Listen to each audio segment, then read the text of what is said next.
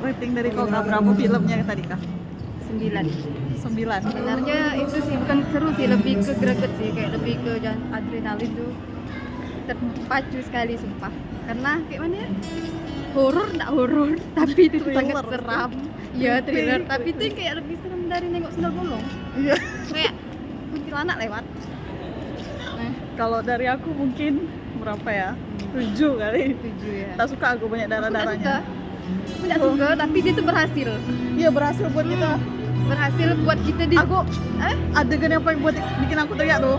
Waktu dia tiba-tiba ngancurin mobil. Apa? Oh iya iya, dan aku kaget. Iya kan? Dan Sama kita tiba-tiba berdua dia langsung ngantuk teriak. lagi, sumpah itu tuh asli aku enggak Aku nyangka. enggak pernah nonton film sampai teriak-teriak gitu. Dan itu tuh kayak benar-benar no sensor.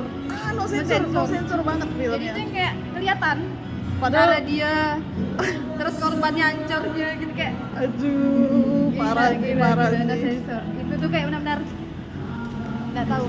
Kalau dari kau Kak filmnya apa yang bisa kau dapat dari ini? Lebih ke relationship sih. Jadi kita harus kayak ya tidak bisa obsesi gitu. Cuma dia obsesi itu banyak gak tingkatannya, tapi ini yang paling parah. Dan kadang tuh di dunia nyata mungkin ada yang obses, tapi yang tidak separah itu sih. Iya, Dan kan. banyak-banyak belajar ya sih menurut aku. Oke. Kalau dari aku mungkin lebih aku bersyukur bisa tidur tenang Ya, sendirian. Dan juga ternyata menyatakan cinta itu ternyata begitu sulit. benar. Suatu hubungan itu juga ternyata biarpun Dan- saling suka tuh ternyata sulit. Dan menurut aku yang kayak ternyata kesepian tuh enggak buruk.